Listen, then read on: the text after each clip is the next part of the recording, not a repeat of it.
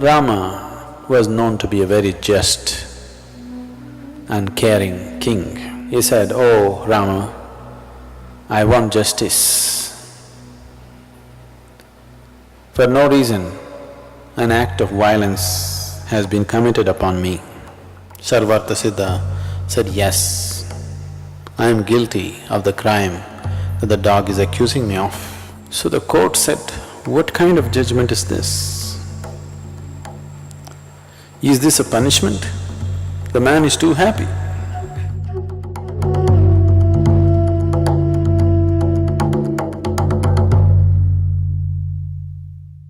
Rama was known to be a very just and caring king. Every day he sat in his court trying to solve people's problems. So that day, towards the end of the evening, towards the end of the day when he's to wind up the activities of the court, when he had finished dealing with all the people,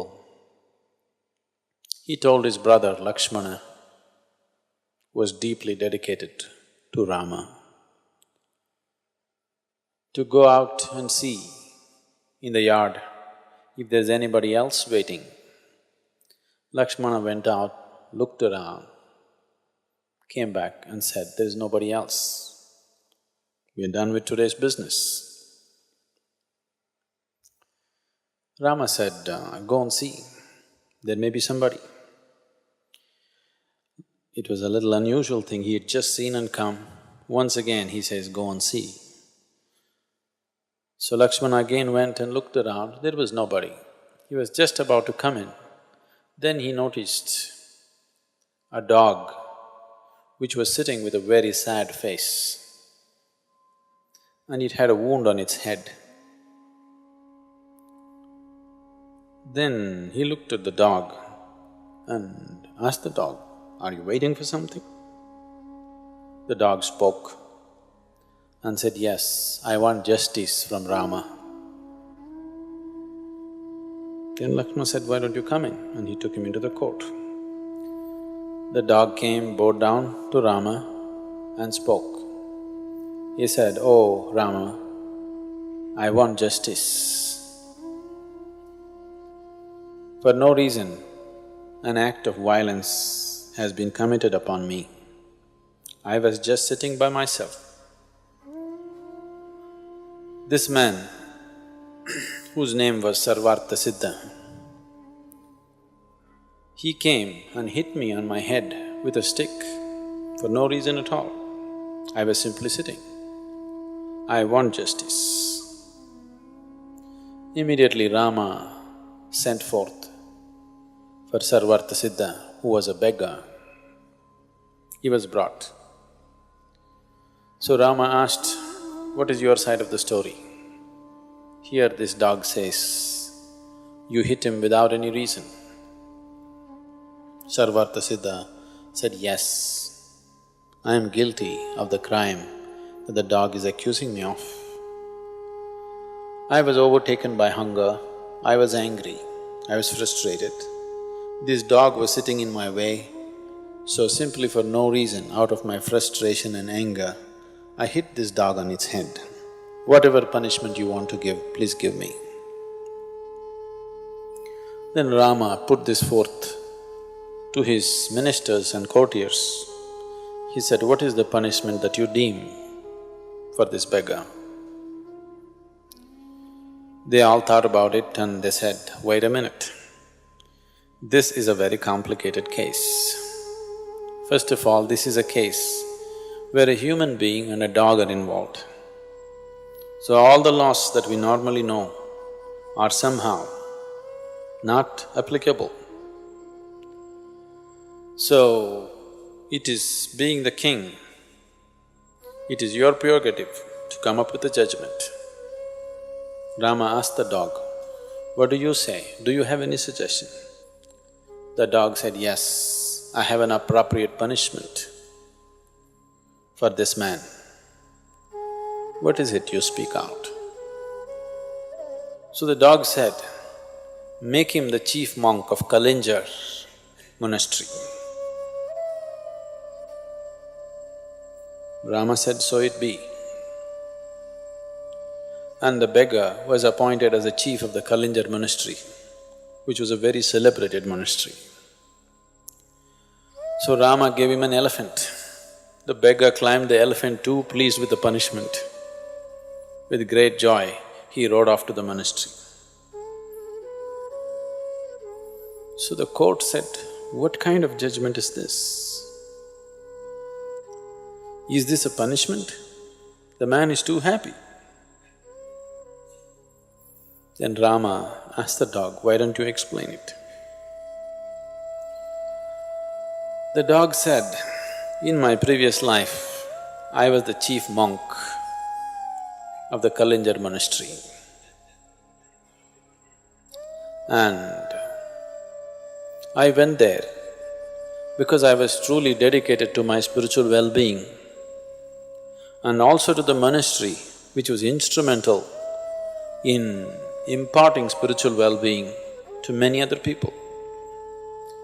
I went there with a commitment to offer this to myself and to everybody, and I strived, I did my best.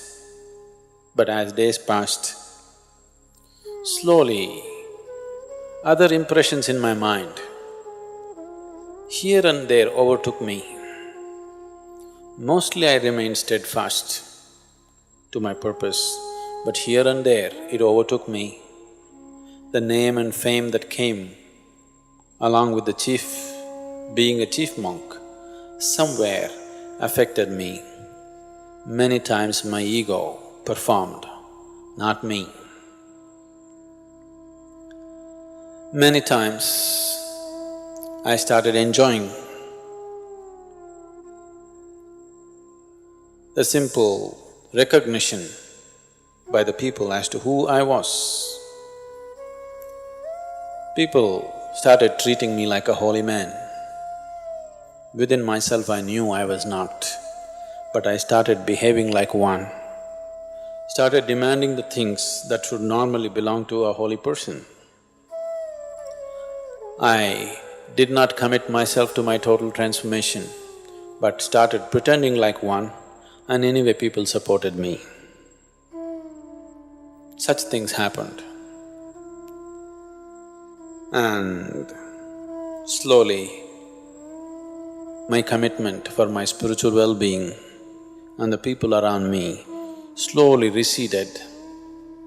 Many moments I tried to bring myself back, but the overwhelming recognition around me, somewhere I lost myself.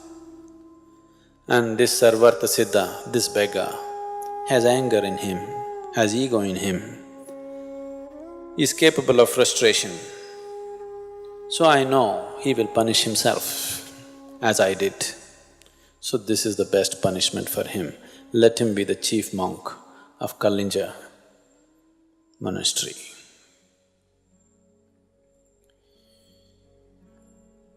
People bring enormous amount of punishment upon themselves, pain and suffering upon themselves. Not necessarily a life committed to evil. Life may be committed to spiritual well-being, life may be committed to many good things, but every day they choose and re-choose. They don't allow their destiny to take shape. They keep destabilizing themselves by constantly falling off and falling on, falling off and falling on. They will bring enormous trouble to themselves. Not because there's anything evil about them, simply because they don't allow life to form itself. It is like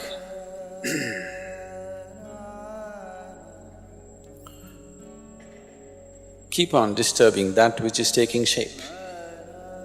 Every time you choose and unchoose, you distort the course of your destiny. Lot of sadhana, lot of things. Today, if you face a frustrating situation, no situation is frustrating. If some situation you see and you get frustrated, then you unchoose from the path that you have taken. Tomorrow morning again you're on. But by unchoosing yourself for a few hours, you have destabilized the formation of your destiny, the course of your destiny. A determined mind, a mind whose determination, a mind whose choice is permanent. Once you make a choice, you make yourself choiceless. Such a mind will allow the destiny to flow the way you have chosen.